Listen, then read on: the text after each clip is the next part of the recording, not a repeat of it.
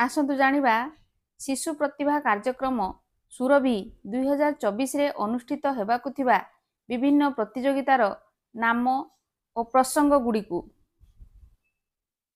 प्रथम प्रतियोगिता वितर्क।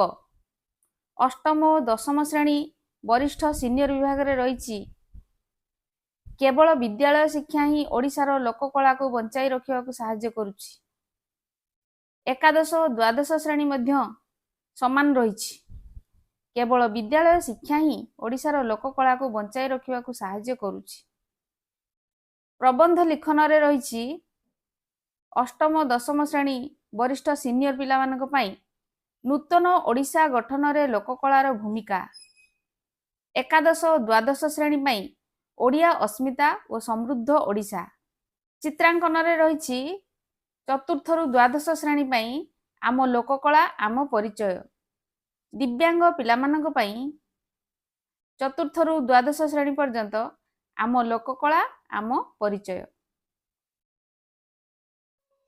क्विज रे रही चतुर्थ सप्तम श्रेणी पई कला और संस्कृति विज्ञान गणित इतिहास भूगोल राजनीति ओडिशा संपर्कित पौष्टिक खाद्य। अष्टम और दशम श्रेणी पई सबु समान राजनीति केवल भारत संबंधी।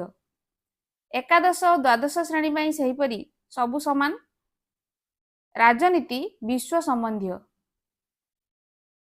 ता परवर्ती सृजनशील लिखन रे रही चतुर्थ सप्तम श्रेणी कनिष्ठ जूनियर पिला मानक पई आम लोककला आम गौरव।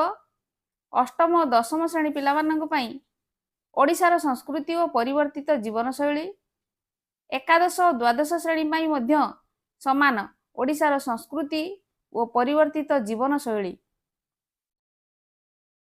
वक्तृता रे रही चतुर्थ रु सप्तम श्रेणी पई ओडिशा लोककला समृद्धि रे मोर भूमिका।